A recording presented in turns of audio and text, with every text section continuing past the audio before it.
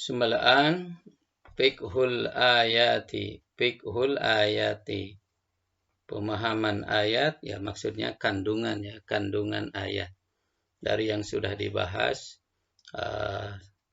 pada awal ayat, kemudian tafsir singkatnya, nah, kemudian disimpulkan beberapa poin sebagai berikut. A. Inna ayatil Qur'anil azimi muhakkamatun la khalala fiha wa la tanaqudah. Ayat-ayat Al-Quran yang mulia itu bersifat kokoh. Maksudnya tidak ada kecacatan dan tidak ada pertentangan. Wala aiba fiha wala ta'aruda. Ini sesungguhnya muradif ya. Tidak ada kecacatan dan tidak ada kontradiktif. Wahia ayat Al-Quran tersebut dusturul hidayatir rabbaniyah. Merupakan pedoman petunjuk Tuhan. Wasabilu istihqaqir rahmatil ilahiyah. Dan merupakan jalan untuk bisa mendapatkan rahmat Tuhan, kasih sayang Tuhan. Allati la yastahiqquha, yang tidak bisa diperolehnya dengan baik, illal muhsinun, kecuali orang-orang yang masuk kategori muhsinun.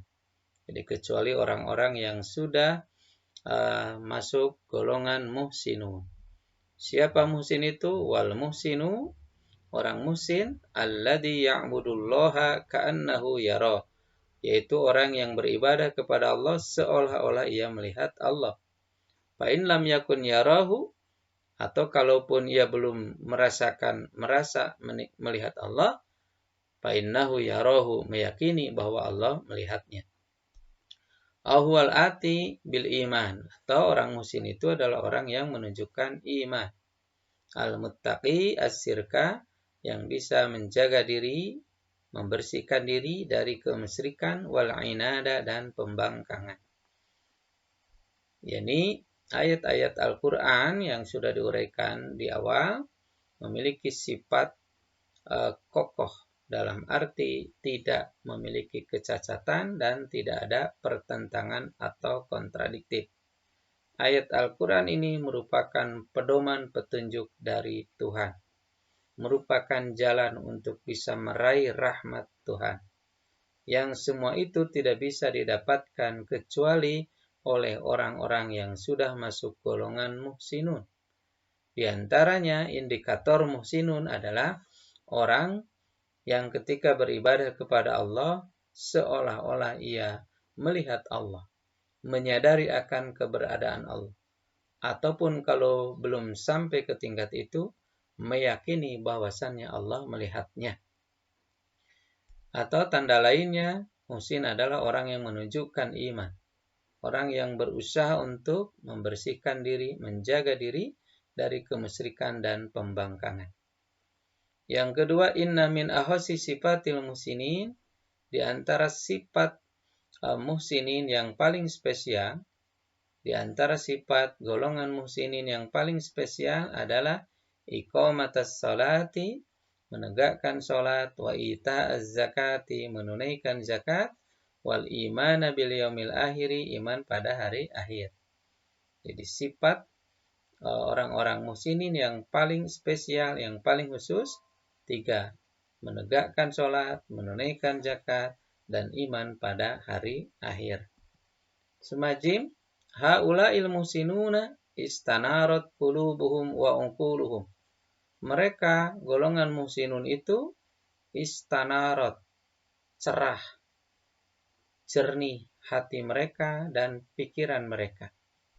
Hati dan pikiran mereka cerah atau jernih, bimanhajillah, karena berkat pedoman Allah. Faltajamu awamirahu, mereka mematuhi perintah-perintah Allah, wajtanabu nawahiyahu, dan menjauhi larangan-larangan Allah. Fafaju, akhirnya mereka meraih keberuntungan, meraih kemenangan, dan hanya mereka lah yang meraih kemenangan. Bisa'adatid dunya, dengan kebahagiaan di dunia, wal akhirati, dan akhirat.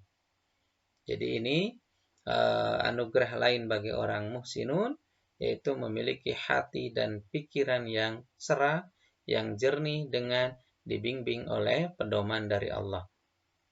Sehingga mereka selalu mematuhi segala perintah Allah dan menjauhi larangannya. Sehingga pada akhirnya merekalah orang-orang yang meraih kemenangan yang sejati, yaitu kebahagiaan di dunia dan akhirat. Dan al-akhir, inna wasfal Qur'ani bil hikmah, disifatinya Al-Quran dengan hikmah, kan hakim ya. Disifatinya Al-Quran dengan hikmah, munasibun li maudu'i surah. Ternyata sejalan atau relevan dengan tema di surat ini. Fi bayanil hikmati, ketika menjelaskan hikmah, fi kisati Luqman, dalam kisah Luqman. Nanti di ayat di depannya kan ayat walaqad ataina Luqman al-hikmata. Wa ma yu'ayyiduha, atau hal-hal lain yang mendukungnya, min ayyi surah, dari ayat-ayat yang ada di surah ini. Fi takriri tauhidi, dalam menetapkan atau menguatkan ketauhidan, wa hadmis syirki, menghancurkan kemusyrikan, wa isbatil ba'si wan nubuwah, menetapkan hari kebangkitan dan kenabian, wa da'wati ila makarimil akhlak, seruan untuk melakukan akhlak-akhlak mulia, wal imani bi alimil ghaibi was syahadah, iman kepada Tuhan yang Maha mengetahui hal yang gaib dan hal yang kasat mata. Al-mun'imi, yang memberikan nikmat, ala ibadihi, kepada para hambanya, bin ni'amil kasirati, bin ni'am, ni'am jama dari nikmah, bin ni'amil kasirati, dengan nikmat yang banyak, al-zahirati, yang nyata, wal batinati, dan yang tersembunyi. Jadi Al-Quran disifati dengan sifat hakim, dalam arti melekat dalam Al-Quran hikmah. Al-Quran melekat dengan sifat hikmah, hakim, kokoh, paten, atau bijak. Ternyata sifat ini sesuai selaras dengan tema yang ada di surat Luqman, khususnya ketika menjelaskan hikmah dalam cerita Luqman, atau ayat-ayat lain yang mendukungnya dalam kaitan dalam masalah menetapkan ketauhidan, menghancurkan kemusyrikan, menetapkan adanya hari kebangkitan dan kenabian, seruan agar melakukan akhlak yang terpuji, wal imani, iman kepada Allah yang Maha mengetahui hal yang gaib dan hal yang kasat mata, Allah yang memberikan nikmat kepada para hambanya dengan beragam nikmat yang banyak, baik nikmat-nikmat yang nyata, yang mudah diketahui secara zahir, secara konkret, ataupun nikmat-nikmat yang tersembunyi, yang bisa kita rasakan dan bisa kita sadari keberadaannya. Itulah beberapa poin penting kandungan dari ayat di awal surat Luqman ini. La'allaha wadihatun lakum jami'an wa la'allakum tafhamunaha fahman wa'iyan jayidan. Wallahu a'lam.